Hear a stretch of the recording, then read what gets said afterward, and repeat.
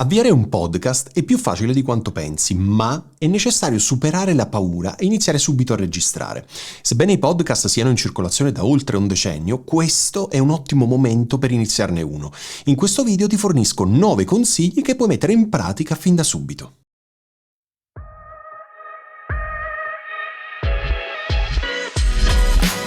Come avviene con qualsiasi tipologia di contenuto, quando questo inizia a diventare mainstream, molte persone accorrono per sfruttarne il momento. Se però non si hanno né le competenze né si elaborano le giuste strategie, quelle più adeguate, questo sarà soltanto una perdita di tempo. Il podcasting quindi è un mezzo incredibilmente potente e se seguirai questi 9 consigli che sto per darti, otterrai fin da subito un vantaggio. Iniziamo! È normale avere paura di qualcosa di nuovo, soprattutto se non hai mai fatto podcast, è normale essere spaventato da ciò che potrebbe accadere. Magari hai paura che registrare la tua voce e pubblicare le tue puntate perché temi di essere giudicato. Magari la tua voce potrebbe non piacere, magari l'argomento che hai scelto lo stai trattando in modo diverso rispetto a quello che le persone potrebbero aspettarsi. Magari la qualità audio dei tuoi podcast è veramente troppo bassa. È normale avere pensieri di questo tipo all'inizio.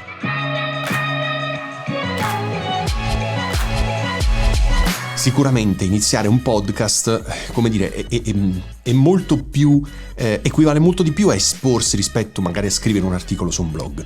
Queste paure sono assolutamente legittime, ma non devono però bloccarti. All'inizio tutti noi, me compreso, abbiamo commesso degli errori, però sai cosa? Abbiamo iniziato. Abbiamo compreso che potevamo migliorare ed abbiamo insistito. Ecco, questo è quello che devi fare anche tu. Non devi per nessun motivo lasciare che la paura di qualcosa di nuovo possa fermarti. Quali sono le paure che tu hai dovuto affrontare e superare per pubblicare il tuo podcast? E se non hai ancora iniziato, quali sono le paure che ti stanno bloccando? Scrivimelo nei commenti di questo video.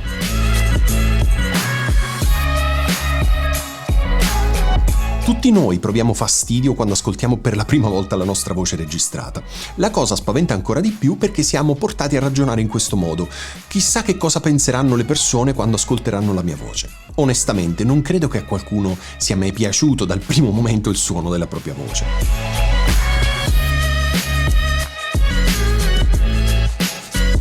Questo sai perché? È molto semplice, perché noi ascoltiamo il suono della nostra voce sia dalle orecchie ma anche da come risuona nella nostra gabbia toracica e nella nostra testa.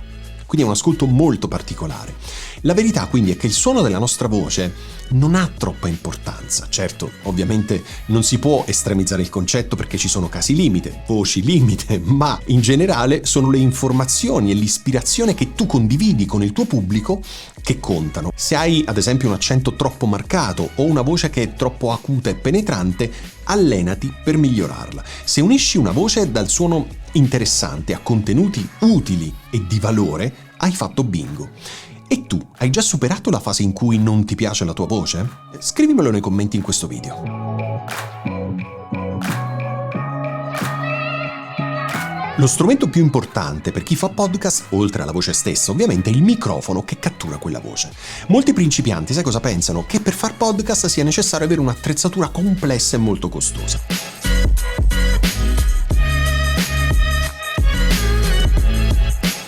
Qui sul mio canale in molti video ti ho raccontato di come sia assolutamente possibile spendere veramente pochi euro per ottenere un suono di buona qualità.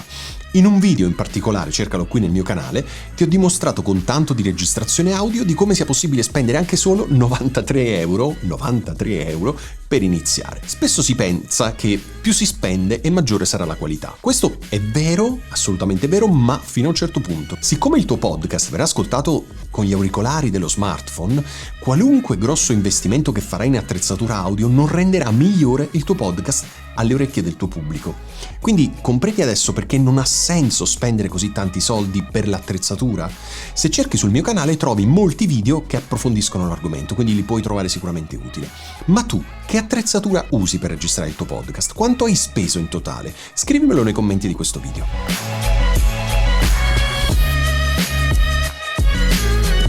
Prendersi del tempo per pianificare il calendario dei contenuti del tuo podcast ti farà risparmiare tanto stress e tanta ansia, e credimi, è importantissimo. Pianificare in anticipo è fondamentale, anche se le cose ovviamente possono cambiare in corso d'opera, in base magari a necessità del momento. Se inviti ospiti nel tuo programma, ovviamente sarà per te più facile programmare. Se uno di quegli episodi richiede delle ricerche, avrai tanto tempo per farlo. Se devi invece ancora lanciare il tuo podcast, prova a fare questo. Scrivi su carta, io adoro scrivere su carta, una quindicina di argomenti che vorresti trattare. Scrivi delle idee, dei nomi di ospiti che vorresti avere nel tuo podcast e prova a mettere tutti questi elementi in ordine a partire dall'episodio numero 1. Non preoccuparti in questa fase dei titoli o di altre informazioni, è una cosa che puoi fare dopo. Se per caso scopri però che non riesci ad elencare 15 argomenti o non ti vengono in mente troppe idee, questo secondo me è un chiaro segno che devi fare ancora un po' di ricerca prima di iniziare davvero.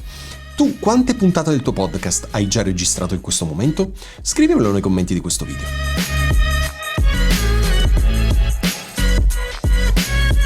Registrare solo un episodio introduttivo che presenta magari i contenuti del tuo podcast e non dà nient'altro è in realtà un po' una presa in giro per il tuo pubblico. Così facendo stai chiedendo alle persone di attendere ancora una settimana per poter ascoltare ciò che hai loro da dire, e questo non è l'ideale.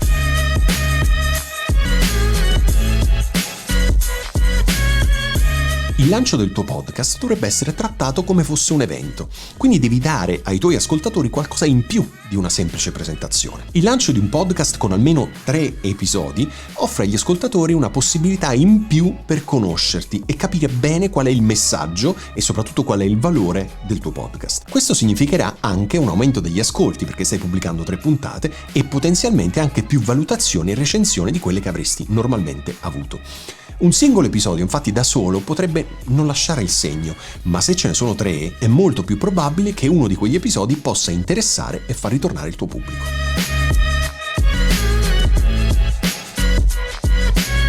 Prima di lanciare il tuo podcast e anche prima di iniziare a registrare i tuoi primi episodi, scegli una data per il suo lancio, mettila nel calendario e prendi l'impegno di rispettarla.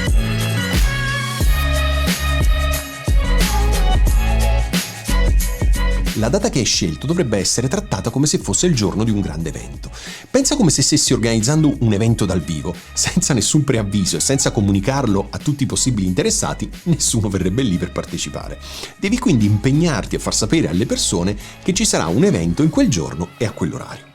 Un altro vantaggio, e ce ne sono infiniti da questo punto di vista, è quello di scegliere una data e di comunicarla agli interessati, e che così facendo stai prendendo un impegno preciso e di certo farai di tutto per rispettarlo. Se non fissi una data precisa, corri il rischio di rimandare, di procrastinare in continuazione perché non ti senti mai pronto.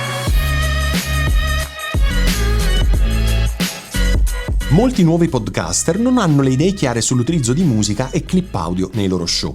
Anche se solo una clip, anche se dura solo un secondo, stai mettendo a rischio te e la tua attività di podcaster non avendo l'autorizzazione legale per utilizzare quel materiale audio nel tuo programma. Puoi costruire e strutturare il tuo podcast in qualsiasi modo tu desideri, ma devi comunque, dal mio punto di vista, seguire le regole, soprattutto quando si tratta di questioni legali, altrimenti potresti finire nei guai. Tuttavia, non tutti i podcaster, come puoi immaginare, seguono le regole, quindi solo perché altri utilizzano clip audio o una canzone sul loro podcast non significa che puoi usarli anche tu. Non sai infatti se l'altro podcast ha la licenza d'uso per quella clip o canzone, il che magari è anche possibile, anche se è molto costoso quando parliamo di canzoni famose, quindi non credo che ne valga la pena.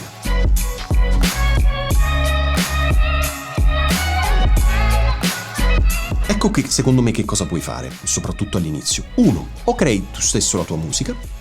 2. Paghi qualcuno che lo faccia per te così da averne i diritti di utilizzo. 3. Puoi utilizzare un servizio a pagamento e scegliere tra un catalogo quasi infinito di file audio con la corretta licenza d'uso che puoi utilizzare tranquillamente nel tuo podcast.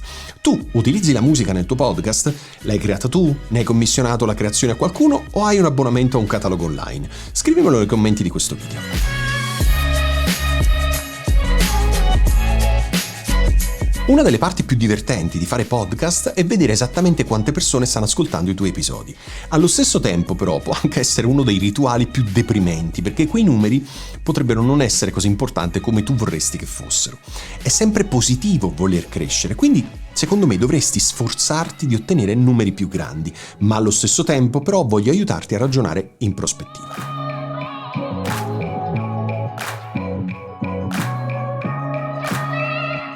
Un podcast che ha solo, tra virgolette, 100 ascolti per episodio può sembrare che non stia andando da nessuna parte.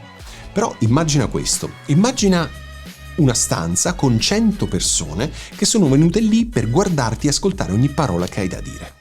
Per molte persone questa immagine potrebbe essere veramente spaventosa, no? Trovarsi davanti alle persone vis-à-vis. Lo stesso però può avvenire per un podcast, è la tua voce, il tuo messaggio su un palcoscenico digitale, quindi molto diverso rispetto a quello reale, e un messaggio appunto che ti dicevo che le persone hanno scelto di ascoltare. È normale iniziare con numeri piccoli, ma ricorda che quei numeri piccoli rappresentano esseri umani reali, che sono realmente interessati a te e a ciò che hai da dire e potrebbero potenzialmente condividere il tuo messaggio con altre persone. Tante persone preferiscono il podcasting piuttosto che parlare dal vivo.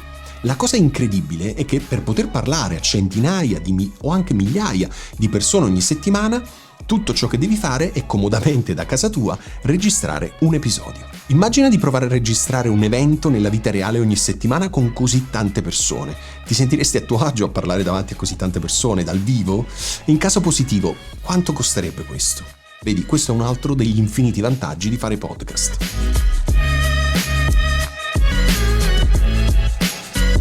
Una procedura operativa standard è una sorta di checklist, un elenco scritto di passaggi o di requisiti che l'utente o un'altra persona può utilizzare per un'attività ripetitiva.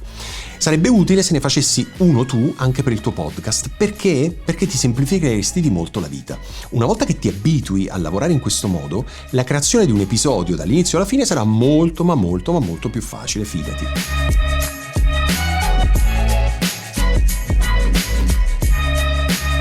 All'inizio, tuttavia, è come se stessi imparando a fare una cosa nuova per la prima volta. Quindi il mio consiglio qual è? È quello di scrivere veramente tutti i passaggi che fai mentre crei gli episodi del tuo podcast. Ogni piccola cosa conta, dalla cartella nella quale salvi file audio, alla catena dei plugin che usi sulla voce, alle note del tuo programma o persino a come promuovi il tuo programma sui social media. Segna tutto, ma veramente tutto. Il vantaggio di scrivere è che poi non devi più perdere tempo a pensare perché è tutto automatizzato. Potresti persino pensare in futuro di passare questa checklist magari a qualcun altro che ti aiuta nella produzione del tuo podcast in modo che tu ti concentri solo ed esclusivamente sul registrare i contenuti. Tu hai mai pensato di fare una checklist? Pensi possa essere utile per velocizzare il tuo workflow? Scrivimelo nei commenti di questo video. Spero che questi 9 consigli possano essere utili per sbloccarti o per darti la spinta giusta per iniziare. Se vuoi confrontarti con me, commenta questo video e ti risponderò nel più breve tempo possibile.